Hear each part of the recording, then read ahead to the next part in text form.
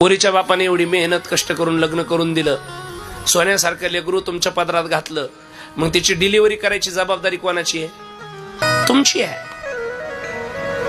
मग तुम्ही बाळांपणाला तिला तिच्या मायबापाच्या घरी नेऊन घालता. म्हशीचे शेंग म्हशीला जड नसतात, तो करीलच, त्याची लेक आहे ती. तुमच्या जीवाला थोडंफार काहीच वाटत नाही का?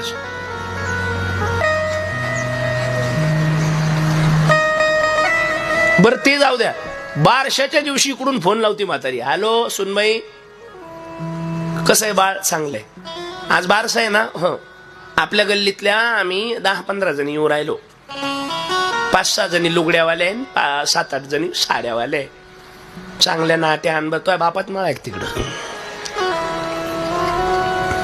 आणि तुम्ही खुशाल रिक्षामध्ये बसून जाता. म्हणून इथून पुढे एक ध्यानात ठेवा, तुमचा नातू पाहायला तुमच्या युवयाच्या घरी जायचं नाही, युवयाला ताण द्यायचा नाही. आणि तुम्ही कधी गेल्या नाही, तुमची रिक्षा पुलावून पलटी झाली ना, मग म्हणा मला काय चुकीचं सांगू राहिलो मी. त्रास आहे महाराज ते पोरीच्या बापाला. साड्या घेऊच माराव का त्यांना? तुम्हाला लयच पुळका आहे ना तुमचा नातू दाखवायचा. 2-3 महिने झाले की तुमची सून तुमच्या घरी आणा, मला फोन करा, माझ्या गावचा ट्रक भरून आणतो एक. पर्वताला आनंद झाला. 12